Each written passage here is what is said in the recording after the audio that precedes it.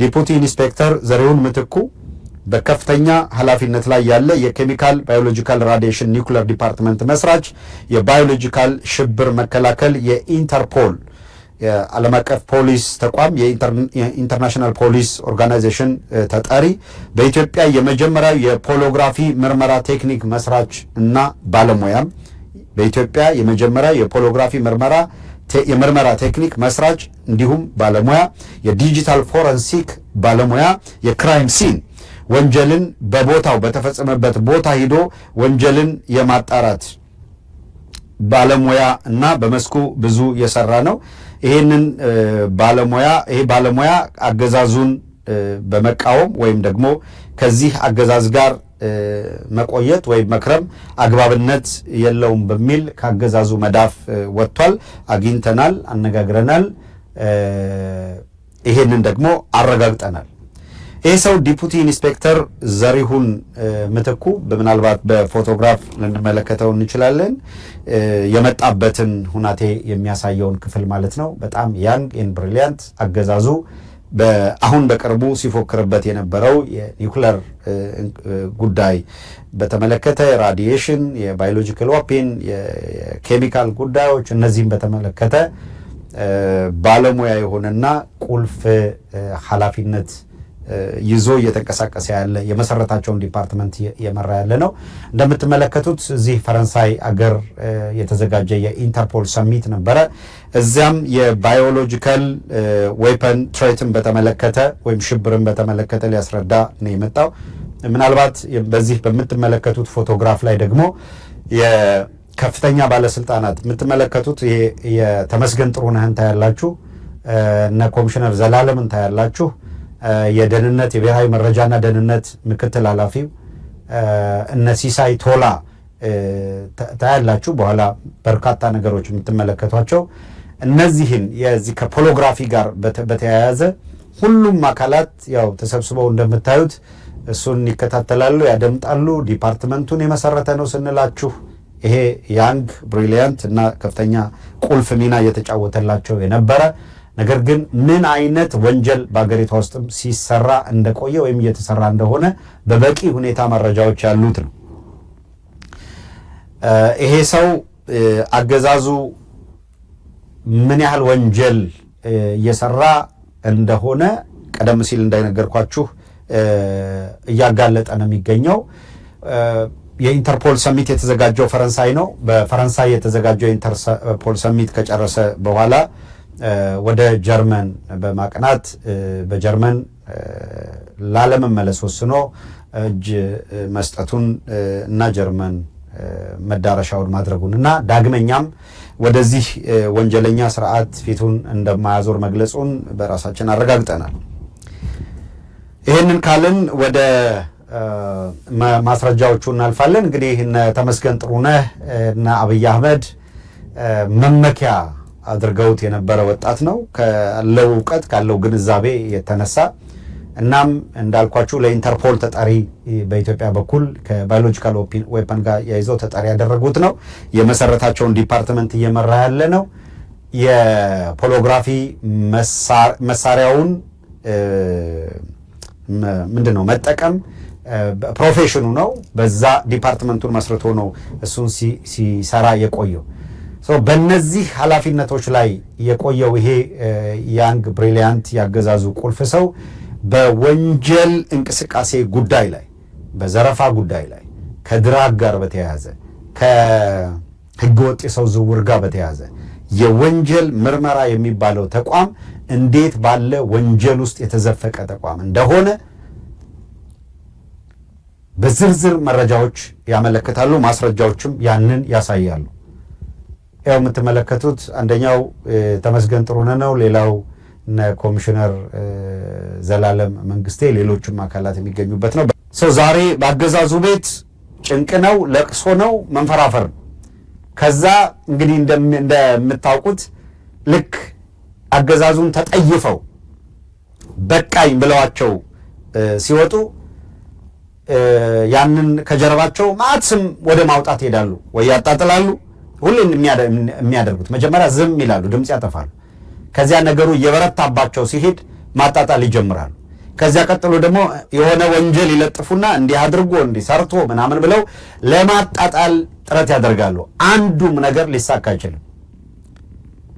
ምክንያቱም በተደራጀ ሁኔታ እያንዳንዱ ነገር አገዛዙ የሚጋለጥበት መረጃ ማስረጃም በደርዝ ስላለ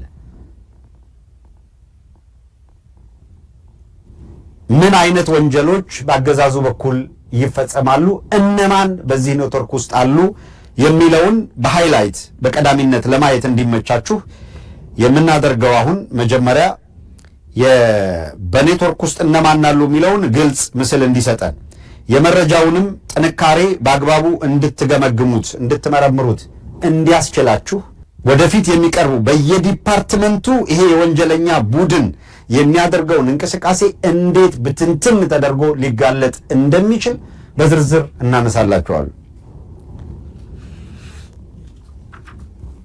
ለምሳሌ ፎቶግራፎችን እንመልከት። አንድ ይሄ የምትመለከቱት ሰው አቶ ሙሊሳ አብዲሳ ይባላል። ሙሊሳ አብዲሳ በፌዴራል ፖሊስ የወንጀል ምርመራ ቴክኒክ ኃላፊ የሚል ስልጣን አለው። ይሄ ሰው በዚህ ሰው ቦታ ላይ የነበረው ኮሚሽነር ዘላለም መንግስቴ የሚባለው አሁን ወደ አማራ ክልል የፖሊስ ኮሚሽነር ተደርጎ የተላከው ኮሚሽነር ዘላለም መንግስቴ ወደ አማራ ክልል ከተላከ በኋላ ቦታውን የሚተካ መደበኛ ሰው አልተሾመም። ነገር ግን አቶ ሙሲሳ አብዲሳ የሰራዊት አካል አይደለም፣ ፖሊስ አይደለም፣ ምን አይደለም፣ የፖሊስ ተቋም በሲቪል ነው የሚመራው። ለምን ከሙሊሳ አብዲሳ በላይ ታማኝ ሰው እና አብይ አህመድ አላገኙ።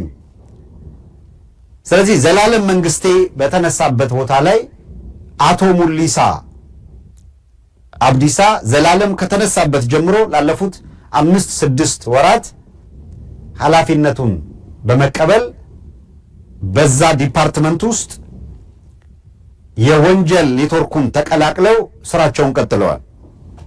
ምን አይነት ወንጀል ነው የሚፈጸመው የሚለውን እናመጣለን፣ እናሳያችኋለን። ሌላው ኮሚሽነር ሁለተኛውን ሰው እናመጣለን። ሁለተኛው ሰው ኮሚሽነር ብርሃኑ አበበ ይባላል። ኮሚሽነር ብርሃኑ አበበ ደግሞ የምትመለከቱት ነው። ኮሚሽነር ብርሃኑ አበበ የወንጀል ምርመራ የቴክኒክ ኃላፊ ነው። የወንጀል ምርመራ ቴክኒክ ኃላፊው ኮሚሽነር ብርሃኑ አበበ ነው። አቶ ሙሲሳ የተተካው በኮሚሽነር ዘላለም መንግስቴ ቦታ ላይ ነው። ኮሚሽነር ብርሃኑ አበበ በወንጀል ምርመራ ዘርፍ ውስጥ በጣም ቁልፍ የሚባለውን ኃላፊነት ከያዘ በኋላ ኮሚሽነሩ ጽህፈት ቤቱ ያለበትና በተለይ በፌዴራል ፖሊስ ወንጀል ምርመራ ውስጥ ለሚፈጸሙ ማናቸውም አሰቃቂ ወንጀሎች በዋነኛነት ተጠሪ ሆኖ እሱ ብቻ የሚያውቀውና እሱ ብቻ ቁልፉ እሱ እጅ ብቻ የሚገኝ ምንም አይነት ካሜራ በውስጡ ያልተገጠመለት እጅግ ዘግናኝ የሚባሉ ቶርቸር የሚፈጸምበትን ክፍል ማንም ሰው ከኮሚሽነር ብርሃኑ አሁን ከምታዩት ከኮሚሽነር ብርሃኑ አበበ ፍቃድ ሳያገኝና ቁልፍ ሳይሰጠው መግባት አይችልም። ያ ክፍል ዘግናኝ ወንጀሎች የሚፈጸሙበት ነው። የት ቦታው? ይሄ ቦታው ሜክሲኮ ከኬኬር ህንፃ በታች ያለው ህንፃ ነው። ሜክሲኮ ከኬኬር ህንፃ በታች ያለው ነው። ኬኬር ህንፃ በራሱ እነማን ምን ይሰሩበታል እሱን እናነሳላችኋለን።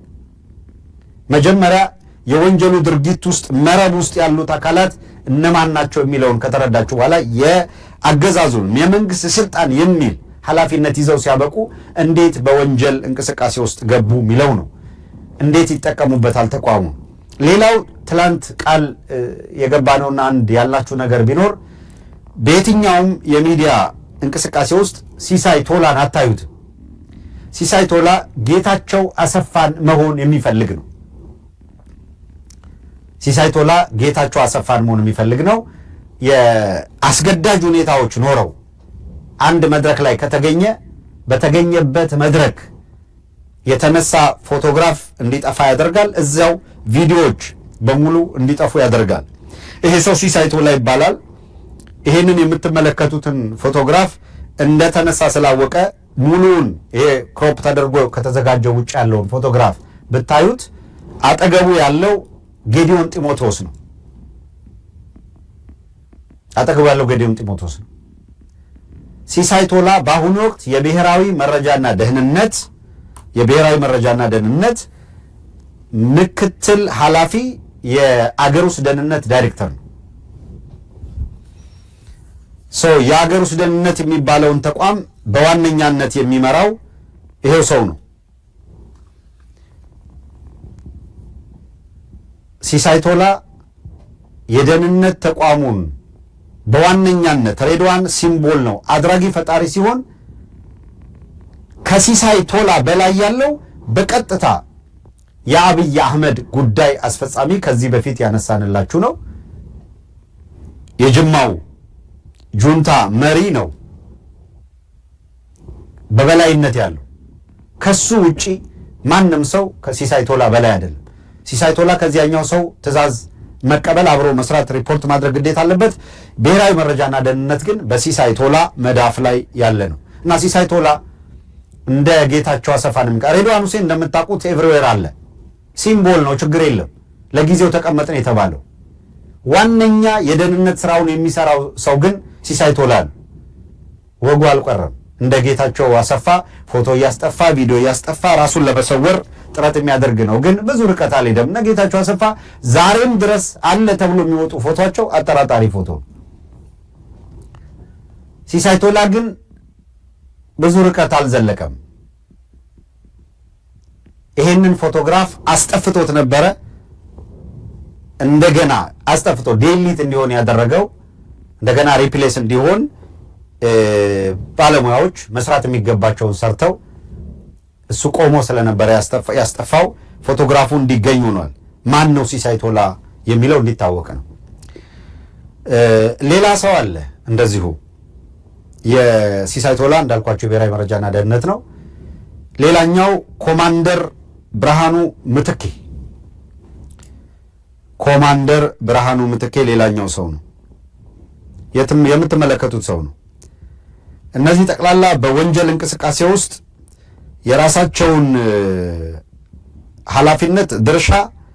ኃላፊነት ሊባል አይችልም። ወንጀል ያው እንደምታውቁት ወንጀለኛነት ነው። በወንጀለኛነት እንቅስቃሴያቸው የማይገቡበት የማያደርጉት የማይሰሩት ነገር የለም። ምንድነው የሰሩት የሚለውንም በማስረጃ እንመጣበታለን። መጀመሪያ እነማን ናቸው የሚለውን ነው እንድታውቁት የፈለግነው።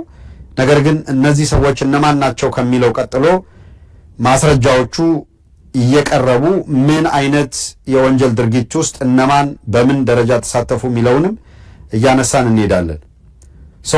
ይሄኛው የተደራጀ ወንጀልና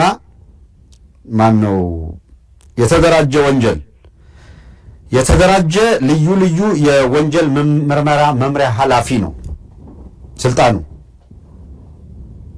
ኮሚሽነር ብርሃኔ ምትኩ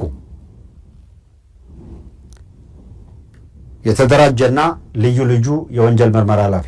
እነዚህ አካላት በወንጀል ምርመራ ስም በርካታ ነገሮች ኮንታክትም ስላላቸው አድራጊ ፈጣሪዎቹ እነሱ ስለሆኑ በተደራጀ ሁኔታ እንዴት አድርገው ከላይ እስከ ታች ተደራጅተው ወንጀል እንደሚፈጽሙ፣ ዘረፋ እንደሚፈጽሙ ዓለም አቀፍ ወንጀል ስንላችሁ የህገ ወጥ የሰው ዝውውር በተመለከተ ዓለም አቀፍ ወንጀል፣ የድራግ ዝውውር ዓለም አቀፍ ወንጀል፣ ጠለፋ፣ እገታ ዓለም አቀፍ ወንጀል፣ አግቶ መሰወር ወዘተረፈ። የሽብር ተግባር ዓለም አቀፍ ወንጀል ነው። እነዚህ የዘረዘርናቸውን በሙሉ የመንግስትን መዋቅር ተጠቅመው ማዕረግ አርገው ወንጀሉን ይፈጽሙታል። በጣም ትገረማላችሁ። ከየቱኛው ጀምረን የትኛውን እናሳያችሁ ነው እንጂ በርካታ መረጃዎች አሉ። በቀዳሚነት ያገኘነው ማስረጃ እንዴት ሰንሰለት ሰርተው ህገወጥ የሰው ዝውውር ለማድረግ እንደሚንቀሳቀሱ ነው። በኢትዮጵያ አየር መንገድ የሲቪላይዜሽን ሴኩሪቲ ዳይሬክተሩ አስራት ቀጀላ ይባላል። ይሄ የምታዩት ነው። እንግዲህ ተመልከቱ። የብሔራዊ መረጃና ደህንነት የሚመራው በሲሳይ ቶላ ነው። የሲቪል አቪዬሽን ሴኩሪቲ የሚመራው በአስራት ቀጀላ። እስካሁን የምዘረዝርላችሁ ነው። እስካሁን የምታያቸው ሰዎች እነማን ናቸው? እንዴት የተደራጁ ናቸው? አሁን ወደ ዝርዝሩ ደግሞ እንመጣለን። እነዚህ በሙሉ ደግሞ በማን ስር ነው ያሉት? በፌዴራል ፖሊስ ስር አይደለ? ይሄኛውን የሲቪላይዜሽን ሴኩሪቲ በብሔራዊ መረጃና ደህንነት ስር አለ። እስካሁን ስገልጽላቸው የነበሩ ኮሚሽነሮች ደግሞ በኮሚሽኑ ስር ነው ያሉት። ኮሚሽነር ደመላሽ ወልደ ሚካኤል ይሄ የፌዴራል ፖሊስ ኮሚሽነር ነው። እንደምታውቁት ደመላሽ ወልደ ሚካኤል የኦህዴድ ሰው ነው። ብሔራዊ መረጃና ደህንነት ነበረ፣ ወደዚህ መጣ። ሌላው የሚደንቃችሁ እንዲህ ያለ የተደራጀ ዓለም አቀፍ ወንጀል የሚፈጸምበትን ተቋም የሚመራው ደመላሽ ወልደ ሚካኤል ለኢንተርፖል ዳይሬክተርነት ልክ ቴዎድሮስ አዳኖም ለዓለም ጤና ድርጅት እንደተወዳደረው ደመላሽ ወልደ ሚካኤል በአሁኑ ወቅት ለኢንተርፖል ዳይሬክተርነት እየተወዳደረ ነው የሚገኘው። አስተውሉ። በሀገር ውስጥ የሚፈጸመውን ወንጀል ይዩት። ከዚያ እንደምንም ተጓጉዘው የኢንተርፖል ዳይሬክተር ሆነው ሊመጡ ነው የሚፈልጉት ማለት ነው። ወንጀለኞች እንግዲህ በተለያየ መልኩ አብይ አህመድ ያገዛዙን ሰዎች እነ ፌዴራል ፖሊስ ኮሚሽነር የነበረው ወርቅነህ ገበየሁ የት ነው ሄደው? ኢጋድ አይደለም? ኢጋድ ላይ ኢንተርፖል የለም። በኢንተርፖል ምናምን ሰው እናመጣለን ምናምን ሲሉ ኦሮፖል ነው ያለው። ማን ኦሮፖል? ባጫ ደበሌ እዛው ኬንያ ላይ አምባሳደር። ማን ነው? ብርሃኑ ጸጋዬ ጅቡቲ ላይ አምባሳደር። እዛው ኬንያ ላይ ዋና ጽህፈት ቤቱን አድርጎ ወርቅነህ ገበየሁ የኢጋድ ዳይሬክተር፣ ደመላሽ ወልደ ሚካኤል የፌዴራል ፖሊስ ኃላፊ፣ ሲሳይ ቶላ ብሔራዊ መረጃና ደህንነት ሆነው አገር ውስጥ በደል የደረሰባቸው አካላት ሸሽተው ሲሄዱ ከአቅራቢያ ቦታ ላይ እንደ ጅቡቲ፣ ኬንያ ካሉት እያፈኑ እንዲመለሱ እያፈኑ ተይዘው እንዲመጡ ሲያደርጉ የኖሩ ናቸው። አሁንም እያደረጉ ያሉ ናቸው። እንዲህ ያለውን ዓለም አቀፍ ወንጀል እየሰሩ ያሉ አካላት ጭራሽ ለኢንተርፖል ተወዳዳሪነት ቀርበዋል። ኦፍ ኮርስ እስካሁን አገራት እንደዚህ ያለውን ወንጀለኛ አውቀው ይሁን ሳያውቀው ይሁን ሪጀክት እያደረጉ ነው። ነገር ግን የበለጠ ከፍተኛ ስራ መሰራት ይኖርበታል። ከፍተኛ ስራ። ይሄ በዚህ የሚተላለፉ መረጃዎችን ማስረጃዎችን ለሚመለከታቸው ሁሉ እንዲደርስ ማድረግ የሁሉም ኃላፊነት ነው የምንለው ከዚህም ተነስተን ነው።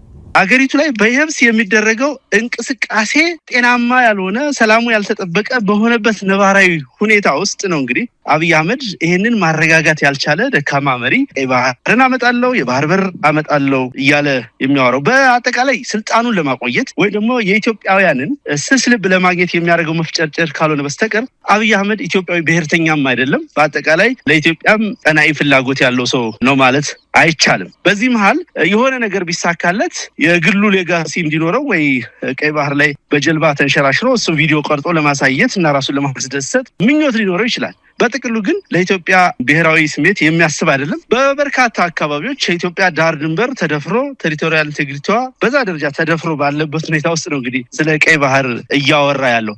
3-4 ዓላማዎች ሊኖሩት ይችላሉ። ይሄ ስለ ቀይ ባህርና ስለ ባህር በር የሚያወራበት ነገር አንደኛው እንዳነሳሁት በዚህ በሀገር ውስጡ በገጠመው ውጥረትና የመሸነፍ ዕድል ምክንያት የህዝቡን ትኩረት ወደዛ ለመቀየር ነው። ሁለተኛው የኤርትራን ጉዳይ አጀንዳ አድርጎ ኮንቴን ለማድረግ እንግዲህ ስጋት ስላለው የኤርትራ መንግስት ፋኖን ይደግፋል ወይ ቲፒኤልኤፍን ይደግፋል የሚል ስጋት ስላለ ባሉበት ኮንቴይን አድርጌ አቆያለሁ የሚልና አጀንዳ የመስጠት ነገር በአጠቃላይ ከውስጣዊ አጀንዳችንና ከጥያቄያችን ለማናጠብ ካልሆነ በስተቀር አብይ አህመድ የኃይል የዲፕሎማሲ ብልጫ ኑሮት የኢትዮጵያን የባህር በር ባለቤት ያደርጋታል ማለት ዘበት ነው። የአብይ ዲፕሎማሲ እንደምታውቀው ወይ ማሳጅ ማድረግ ነው ወይ ጺም መጎተት ነው። ከዚህ ያለፈ ነገር ማድረግ የሚችል ግለሰብም አይደለም። የባለፈው ዓመትን የሶማሊላንዱን ጉዳይ ማንሳት እንችላለን። ሶማሊላንድ ላይ ያለምንም ቅድመ ሁኔታ ያለምንም ጥናት ስምምነት ለሶማሊላንድ ሀገርነት እውቅና ሰጣለሁ በሚል ምክንያት እና በዛ የባህር በር አገኛለሁ የሚል ስምምነት ባደረገ ማግስት የአረብ ሊግ ሀገራትና ሌሎች በቀጠናው ያሉ ተጽዕኖ ፈጣሪ ሀገራት የዲፕሎማሲ ዱላና በትር ሲያሳርፉበት ስምምነቱን ለመሰረዝ አፍታም አልፈጀበትም። ስለዚህ ይሄንንም ምንም አይነት የሞራል ተጠይቅ የሌለው የአንድ ሀገር መሪ አይነት ቁመና የሌለው ግለሰብ ስለሆነ ይሄን የባህር በር ጥያቄም ነገ ድሮፕ ማድረጉ የማይቀር ነው። ይሄ የተረጋገጠ ጉዳይ ነው። በእርግጥ አሁን ባለው ወታደራዊ አቅም፣ አሁን ባለው የዲፕሎማሲ አቅም፣ አሁን ባለው የፖለቲካ አቅም አብይ አህመድ ሶስተኛ ሀገር ላይ ወረራ ያደርጋል ብዬ አላስብም። በእኔ እምነት አያደርገውም። አቅሙም የለውም፣ ተነሳሽነቱም የለውም፣ ፍላጎቱም የለውም። እንዳልኩ ለአጀንዳነት ነው የሚያነሳው። ያደርገዋል ብትል እንኳን በምንም ተአምር እሱ በሚለው ልክ መፈጸም የሚችል ጉዳይ አይደለም። ይሄ ጉዳይ ብዙዎቹ የአብይ ጀነራሎች ሌሎችም የሱ ካድሬዎች ሲያወሩ ሰማቸዋለሁ። ኢትዮጵያ ትልቅ ሀገር ናት፣ 120 ምናምን ሚሊዮን ህዝብ ያለበት ሀገር ነው። ስለዚህ ላንድ ሎክድ ነው መቀጠል የለበትም፣ ባህር በር ሊያገኝ ይገባዋል፣ የሴኩሪቲ ጉዳይ ነው፣ ከባህር ላይ በሚወነጨፉ መሳሪያዎች የመጠቃት እድልም ስላለን በአጠቃላይ ሌጂቲሜት ኮዝ አለን ብለው ሊያስረዱ ይሞክራሉ።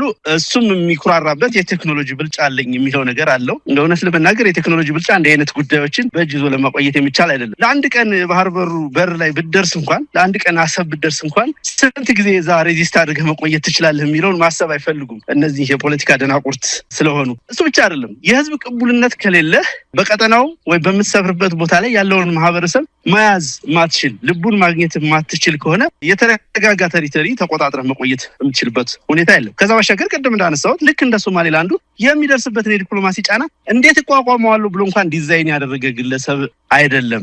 የሆነ ሆኖ ምንድን ነው አሁንም የባህር በሩ አጀንዳ፣ አሁንም የአባይ ግድብ አጀንዳ፣ ሁሉም አጀንዳዎች የሚቀዱትና መሰረታዊ ምክንያታቸው የፋኖ ተጋድሎ እንደሆነ መታወቅ አለበት።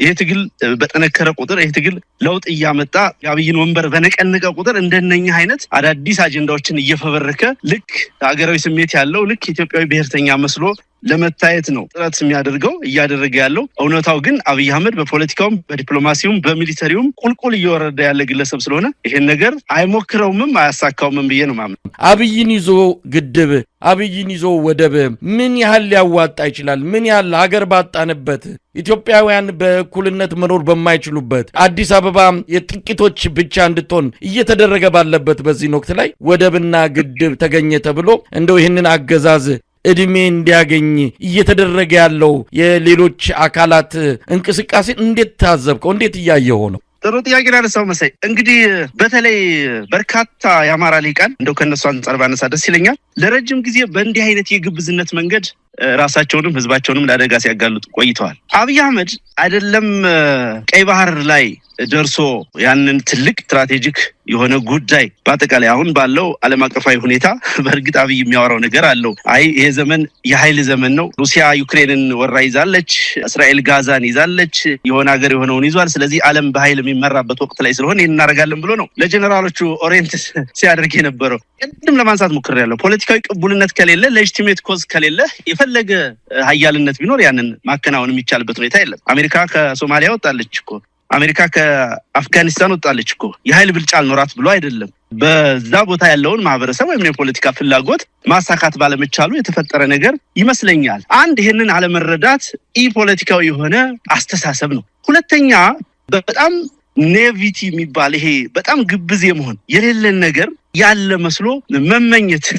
መዝሙሮችን ስሰማ ነበር ሳይ የኢትዮጵያ ባህር ኃይል ተብሎ ቀይ ባህር ቤቴ ምናምን እያሉ ሲዘምሩ ነበር። እንዴ አንዳንዴ የህፃናት ስራ ሁሉ ይመስልሃል። በዛ መንገድ ነው እንዴ ቀይ ባህርን የምታመጣው? በዛ መንገድ ነው እንዴ ባህር በር ላይ የምትደርሰው? በጣም በርካታ ስራዎች እኮ ይጠይቃል። እነ አክሊሉ ሀብተወልድን የመሰሉ የፖለቲካ ጠቢባን እኮ በዲፕሎማሲ በዓለም አቀፍ መድረክ ተከራክረው ተደራድረው ዩኤንን ሪዞሉሽን እንዲያወጣ አድርገው ኤርትራን ከኢትዮጵያ ጋር በፌዴሬሽን እንድትዋሃድ አድርገው ነው እኮ ኢትዮጵያ ቀይ ባህርን ለ39 ዓመታት አክሰስ አድርጋ መኖር የቻለችው። ከዛ በኋላ ደርግ የተከተለው መንገድ፣ ሌሎች መንገዶች ግን እንደነኛ አይነት ጥበብ ይጎላቸው ስለነበረ እንደነኛ አይነት የዲፕሎማሲ ዕውቀት ይጎላቸው ስለነበረ ነው ሳይሳካ የቆየው። አብይ አህመድን ደግሞ ከነዚህ ሰዎች ጋር ፈጽሞ ልታነጻጽረው የምትችለው ማለት ነው። በጣም ደካማ ከመሰረቱ የፖለቲካ ኃይል ወይም የፖለቲካ ቲም ነው ብለህ ማሰብ አትችልም። ብልጽግና የአንድ እብድ ግለሰብ መጫወቻ የሆነ ቡድን ነው። ከዚህ በፊት እንደተናገርኩት አብይ እንደ አንድ ጠንቋይ የፈለገውን ነገር ሲናገር በእርሶ መጀን እያሉ በዙሪያው የከበቡ ከዳሚዎቹ የሚለውን ነገር የሚያዳምጡበት ሲስተም፣ ምንም አይነት አማካሪ የሌለው፣ በጋራ የሚወስን ካቢኔ የሌለው፣ አብይን ቻሌንጅ የሚያደርግ ሰው የሌለው፣ ፖሊሲ የሌለው፣ ምን አይነት የውጭ ጉዳይ ፖሊሲ እንደሚከተል እንኳን በማታረጋግጥበት ሁኔታ በተመሳሳይ ወቅት ሁለት ተቃራኒ ኃይሎች ጋር የምታገኘው ግለሰብ ላለፉት 7 ዓመታት ደግሞ በእያንዳንዱ ቀጠና በህግ ሳይሆን በኮማንድ ፖስት በአስቸኳይ ጊዜ አዋጅ ሀገሪቱን የመራል። የኢትዮጵያ ህጎች፣ አዋጆች ህገ መንግስቱን ጨምሮ ተተግብረው አያውቁም። ለምን? ሁሉም ቦታ ጦርነት አለ፣ ሁሉም ቦታ ቀውስ አለ፣ ሁሉም ቦታ መንግስታዊ ሽብር አለ። በዚህ ምክንያት ሁሉም ቀጠና በኮማንድ ፖስት፣ ሁሉም ቀጠና በአስቸኳይ ጊዜ አዋጅ በቀውስ ውስጥ ያለ የቀውስ መንግስት ነው። ይህ አገዛዝ እንዴት ነው ለራሱ ህዝብ ዋስትና ያልሰጠ፣ የራሱን ህዝብ ሲጨፈጨፍ የሚውል፣ በድሮን የሚገድል፣ ሴቶችን የሚደፍር ይህን ሰራዊት የሚያሰማራ ግለሰብ ምንም አይነት ኃላፊነት የማይሰማው አንድን ህዝብ ከሌላው ህዝብ ለማጋጨት በንግግርም በተግባርም የሚሰራ የራሱ የአንድ የክልል መንግስት ላይ አማጺ ቡድን የሚያደራጅ እንደዚህ አይነት መሪ ተይዞ ነው ወይ ቀይ ባህር የሚደረሰው? እንደነዚህ አይነት ሁኔታዎች ባሉበት ነባራዊ ሁኔታ አብይ አህመድ ቀይ ባህር ያደርሰናል፣ የባህር በር ያመጣልናል ብለው የሚያስቡ የፖለቲካ ቡድኖችና ግለሰቦች ተጣብቆ መኖር ይፈልጋል። እውነትን መሸሽ የሚፈልግ ሰው አለ። እነዚህ እውነትንም የሚሸሹ ፖለቲካም የማያውቁ ያለውን ዓለም አቀፍ ተጨባጭ ሁኔታም የማይረዱ ስለሆኑ ቁርጣችሁን ወቁ። አብይ አህመድ ይህን የማድረግ አቅምም ወኔም ፍላጎትም ብሔራዊ ስሜትም የለውም። አሸባሪ ነው። ሊትራሊ አብይ አህመድ አሸባሪ ግለሰብ ነው። ልንታገለው የሚገባ ግለሰብ እንጂ የሚያመጣውን አጀንዳ ልናሻሽጥለት የሚገባ ግለሰብ አይደለም እላለሁ።